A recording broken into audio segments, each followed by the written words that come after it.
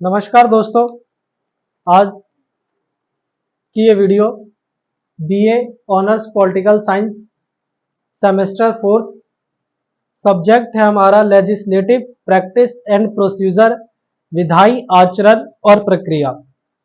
इस बुक का first unit हम यहाँ पे डील करेंगे इस वीडियो में, जो कि नेक्स्ट आने वाले एग्जाम में इस यूनिट से कम 2 प्रश्न आपके पूछे जाएंगे और हम इन्हीं दोनों प्रश्नों को यहाँ डील करने जा रहे हैं इस वीडियो में। यूनिट फर्स्ट है ये हमारा बीए पॉलिटिकल साइंस ऑनर्स का सब्जेक्ट। ध्यान रखिए, सेमेस्टर 4 या सेकंड ईयर भी आप कह सकते हैं इसे, और सब्जेक्ट वाइज जिनका सेमेस्टर नहीं है तो आप सब्जेक्ट से इसका आकलन कर सकते हैं। Legislative practice and procedures, Hindi में विधायी आचरण और प्रक्रियाएं। असल में ये जो सब्जेक्ट है ये कानूनी प्रक्रियाएं और कानून निर्माण के तरीकों के ऊपर चर्चा की गई है इसमें। और देखा जाए तो इसमें हम किन किन चीजों पे यूनिट फर्स्ट में बात करेंगे, तो सबसे पहले इसमें जो टॉपिक है यूनिट फर्स्ट में, पहला संसद की शक्तियां एवं कार्य, फिर विधानसभा की शक्तियां और स्थानीय शासन। प्रश्न जो बनता है इस यूनिट से आपका पहले 2 टॉपिक का कंबाइंड बनेगा, संसद और संसद की शक्तियां एवं कार्य। प्रश्न पूछेगा संसद क्या है, संसद के कार्य और शक्तियों का वर्णन कीजिए। दूसरा प्रश्न आपका बनता है विधानसभा और विधानसभा की शक्तियां। तो सबसे पहले हम बात करते हैं संसद के ऊपर, यहां चर्चा करने जा रहे हैं। तो आपका जो प्रश्न का उत्तर शुरू होगा वो परिचय से शुरू होगा। परिचय में आप क्या लिख सकते हैं? देखिए, परिचय में जरूरी नहीं कि जो किताबों में लिखा वही लिखा जाए, आप अपनी तरफ से भी बना के परिचय में लिख सकते हैं। भारत एक लोकतांत्रिक देश है, विश्व का सबसे बड़ा लोकतंत्र है और यहाँ पर संसदीय व्यवस्था अपनाई गई है भारतीय संविधान में।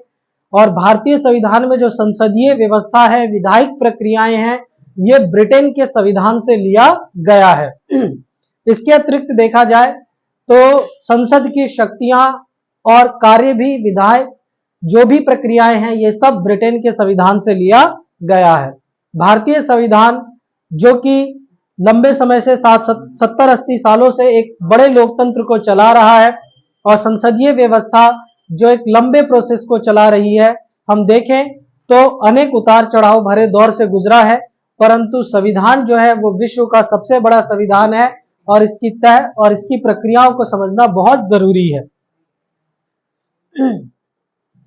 अब हम बात करेंगे इसमें सबसे पहले संसद की।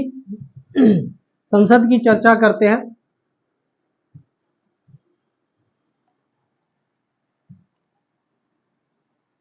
संसदीय व्यवस्था या संसद की बात की जाए तो भारत दुनिया का एकमात्र ऐसा देश नहीं है जहां पे संसदीय व्यवस्था की बात कही गई है। सबसे पहले संसद का वर्णन अनुच्छेद 79 में इसका जिक्र किया गया है भारतीय संविधान में, आप ये बात लिखेंगे। और 79 अनुच्छेद के अनुसार भारत में संसदीय व्यवस्था के अगर हम बात करें तो 2 सदन हैं। 2 सदन, एक लोकसभा और एक राज्यसभा। भारतीय संसदीय व्यवस्था में 2 सदन है, लोकसभा और राज्यसभा। लोकसभा को निम्न सदन भी कहा जाता है और राज्यसभा को उच्च सदन भी कहा जाता है। राज्यसभा एक स्थायी सदन है, इस बात का ध्यान रखिए। लोकसभा भंग हो सकती है, अपने 5 वर्ष पूरे नहीं कर सकती, परंतु राज्यसभा कभी भंग नहीं होती, ये सदैव चलती रहती है, इस बात का ध्यान रखिए। अब हम बात करें कि इस लोकसभा और राज्यसभा में जो संसदीय व्यवस्थाएं हैं, इनकी क्या प्रक्रियाएं हैं, किस तरीके से कार्य होता है। तो दोनों सदन के अपने अपने मेंबर हैं, अपनी अपनी योग्यताएं हैं। सबसे पहले अगर हम बात करें लोकसभा की, तो ध्यान रखें लोकसभा में टोटल मेंबर 545 होते हैं 5 वर्ष के लिए चुना जाता है, इनका चुनाव होता है। प्रत्यक्ष तरीके से चुना जाता है, प्रत्यक्ष प्रणाली है, यानी देश की आम जनता मिलकर 5 वर्ष पे लोकसभा के चुनाव में वोटिंग करके 545 मेंबर को चुनती है। एक्चुअल में 543 को चुना जाता है।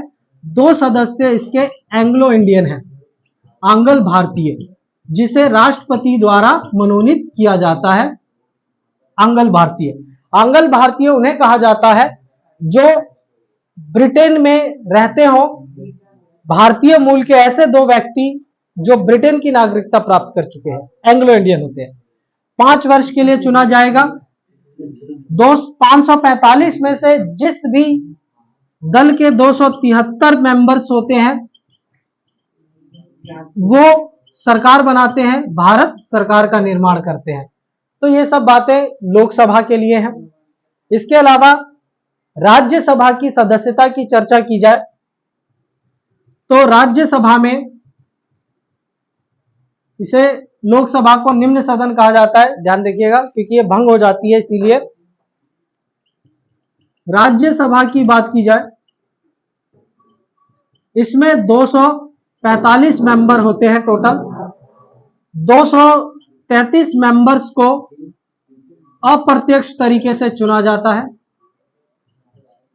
और इनका चुनाव विधानसभा से होता है। विधानसभा के जो मेंबर्स होते हैं प्रत्येक राज्य के, वहां के मेंबर्स एमएलए जो हर एक राज्य में विधायक है, वो वोटिंग के जरिए हर राज्य से जितनी सीटें फिक्स हैं उतनों को सेलेक्ट करके राज्यसभा में भेजते हैं। विधानसभा के मेंबर इनको चुनते हैं। इसके अलावा इनका चुनाव 6 वर्ष पर होता है, ध्यान रखिएगा 6 वर्ष के लिए इसके सदस्य चुने जाते हैं। 12 मेंबर्स इसके जो है मनोनीत होते हैं, राष्ट्रपति द्वारा मनोनीत किया जाता है। राष्ट्रपति सेलेक्ट करते हैं इन 12 मेंबर्स को। कला, विज्ञान, साहित्य के क्षेत्र के बड़े महारथी लोगों को चुना जाता है। इसके अतिरिक्त अगर हम बात करें तो ये तो बात रही संसद के सदस्यों की, लोकसभा और राज्यसभा। देखिए इन्हीं पॉइंट्स को आपको पैराग्राफ में उतार के वहां प्रदर्शित करना है। अगर आप अपना आंसर इस तरीके से भी लिखेंगे तो एक हाइलाइट बन जाता है और दिखने में अच्छा रहेगा, जिसे वहां चेक करने में उनको आसानी रहेगी और उनको ये पता होगा एग्जामिनर को कि आपको इस चीज की पूरी नॉलेज है और वो आपको इस बात पे नंबर दे देंगे। ठीक है। इसके अलावा अगर हम बात करें, ये तो रही भाई संसद के सदन की बात। अब बात करते हैं योग्यताओं की कि संसद की योग्यता क्या है, यानी संसद के मेंबर बनने के लिए आपके पास क्या क्वालिफिकेशन होनी चाहिए। तो सबसे पहले ध्यान रखिए, लोकसभा के लिए उम्र सीमा 25 वर्ष तय की गई है, जबकि राज्यसभा के लिए उम्र सीमा जो तय की गई है वह 30 वर्ष रखी गई है। ये ध्यान रखें, ठीक है, ये उम्र सीमा है। इसके अलावा लोकसभा में अगर हम बात करें तो लोकसभा चुना हुआ प्रतिनिधि ही बैठता है लोकसभा में। राज्यसभा में भी चुने हुए प्रतिनिधि ही बैठते हैं, परंतु अप्रत्यक्ष तरीके से। भारत का नागरिक होना चाहिए, अगली क्वालिफिकेशन यह है दोनों सदन में। पागल दिवालिया ना हो, यह भी ध्यान रखा जाए। किसी लाभ के पद पर ना हो,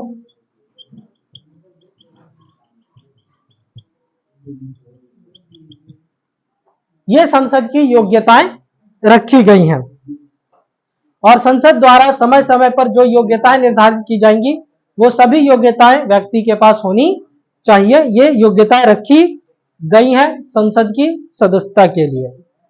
ये तो थी भाई संसद की सदस्यता। अगली हेडिंग आपकी होगी संसद की शक्तियां। शक्तियां और कार्य एक ही है, अलग अलग नहीं है, तो कंफ्यूज बिल्कुल ना हो एग्जाम में। संसद की शक्तियां, संसद की शक्तियां व कार्य। देखिए मैं यहां हेडिंग बता रहा हूं आपको, और हेडिंग को ही मैं एलिब्रेट कर दूंगा, आप उसको समझ जाएं, सुन ले, वही आप बातें लिख के आएंगे। संसद की पहली शक्ति है विधायी शक्ति। विधायी शक्ति का मतलब क्या है? इंग्लिश में लेजिस्लेटिव पावर कहते हैं। विधायक शक्ति मतलब कानून बनाने की शक्ति, कानून बनाने की शक्ति। तो संसद के पास ये पावर है, दोनों सदन के पास, लोकसभा और राज्यसभा दोनों मिलकर कानून बनाते हैं। कोई भी कानून अगर लोकसभा में पेश हुआ है तो लोकसभा में पास होने के बाद वह राज्यसभा में जाएगा, और राज्यसभा में पास होने के बाद वह कानून राष्ट्रपति के पास जाता है, और राष्ट्रपति के हस्ताक्षर के बाद वह कानून देश में लागू हो जाता है। तो इस प्रकार से कानून बनाए जाते हैं, उन पे वाद विवाद होता है, चर्चाएं होती हैं। दूसरी पावर है पर्यवेक्षक शक्तियां, यानी इन्वेस्टिगेशन की पावर, एक तरीके से आप कह सकते हैं।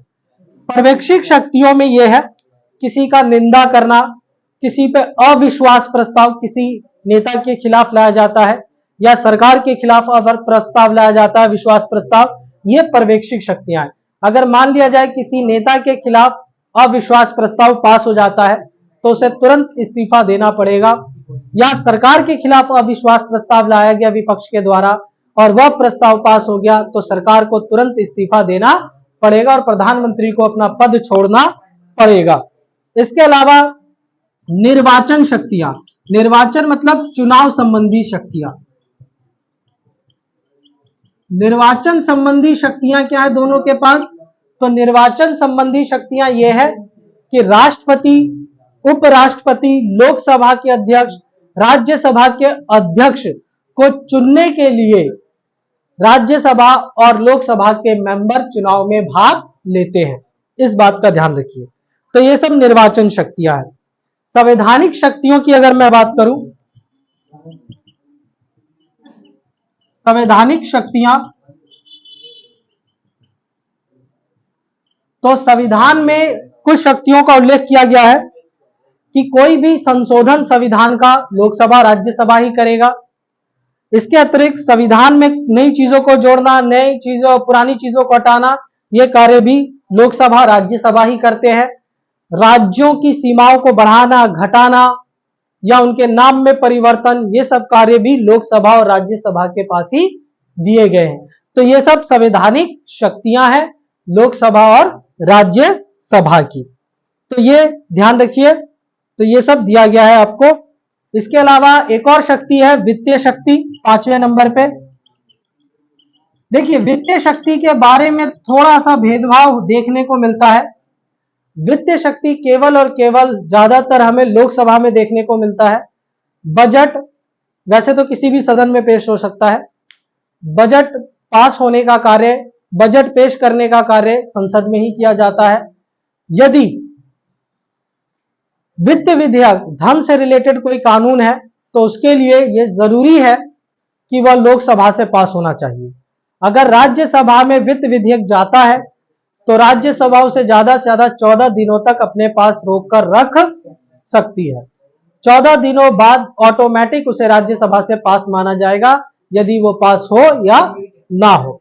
तो ये वित्तीय शक्ति, ये 5 प्रकार की शक्तियों का वर्णन आप वहां पे लिख दें। ये हेडिंग्स है, आप इनको एलिब्रेट करके अपने एग्जाम में लिख सकते हैं। तो ये है संसद की शक्तियां। तो ये आपका यूनिट 1 का एक टॉपिक खत्म होता है। देखिए, विधानसभा को आपको अलग से डील करने की जरूरत नहीं है। विधानसभा के भी सेम प्रोसीजर है। संसद और विधानसभा में लगभग समानता है, शक्तियां सेम है। ठीक है। विधानसभा का मेंबर राज्य का मेंबर होता है, विधायक होता है, यह ध्यान रखिए। राज्य में विधानसभा का चुनाव भी 5 वर्ष पे होता है। योग्यता सेम है, भारत का नागरिक हो, 25 वर्ष की उम्र होनी चाहिए, पागल दिवालिया ना हो, किसी लाभ के पद पे ना हो। ये सब चीजें सेम है विधानसभा के मेंबर के लिए।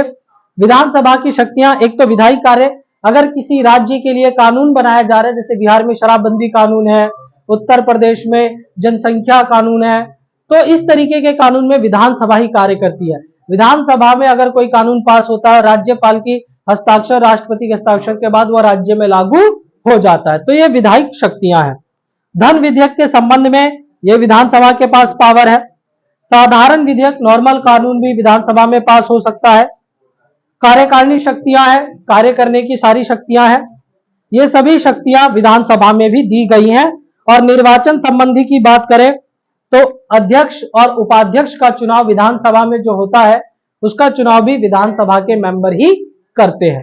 तो इस तरीके से लगभग सेम ही है विधानसभा और संसद का, बस वो केवल एक राज्य तक सीमित है और ये संसद पूरे देश में लागू है। बाकी सभी शक्तियां और कार्य लगभग सेम है। तो इस तरीके से ये यूनिट का आपका प्रश्न है और इसको इस तरीके से आप डील कर सकते हैं। ये पहली यूनिट थी, इसको आप इस तरीके से एलिब्रेट करके अपने एग्जाम में लिख सकते हैं। 4 से 5 पेज का आपको आंसर लिखना है, 15 से 20 नंबर का क्वेश्चन आएगा और इस तरीके से आप इसे लिख सकते हैं। धन्यवाद। चैनल को लाइक शेयर सब्सक्राइब ज्यादा से ज्यादा करें। धन्यवाद।